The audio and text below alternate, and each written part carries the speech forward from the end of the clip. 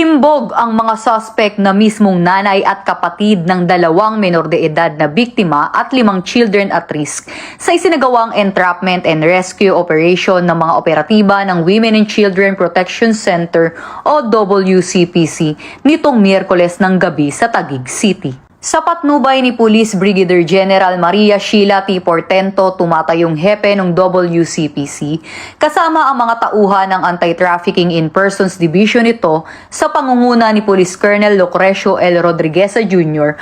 ay nagsagawa ng entrapment and rescue operation na nagresulta sa matagumpay na pagkaaresto ng mga nasabing suspect. Ayon sa operatiba ng WCPC, ay positibo na ang kausap niya mismo ay ang nanay na suspect at habang nakikipagtransaksyon ito ay inalok ang kanyang anak para mag-show kapalit ang pera. Agad na sinugod ng mga operatiba ng WCPC kasama ang mga tauhan ng Taguig City Police Station at social workers ng Taguig ang mismong bahay kung saan nagaganap ang pagsushow ng bata at naaktuhan mismo dito ang mga naturang suspect ng mga nasabing biktima. Napag-alaman din na ang biktima ay may nauna ng sumbong sa kanyang guro sa pang-aabusong ginagawa sa kanya.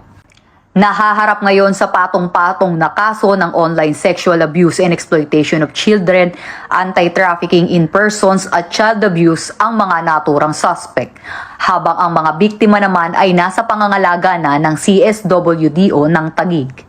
Huwag mag-atubiling magsumbong sa tanggapan ng WCPC kaugnay ng ganitong aktibidad gaya ng online sexual abuse and exploitation of children na may kaparusahang habang buhay na pagkakakulong at multa na maaaring umabot ng hanggang 5 milyong piso. At kung may nais kayong isumbong kay Aling Pulis, maaari kayong tumawag o mag-chat sa aming WCPC 24/7 helpline.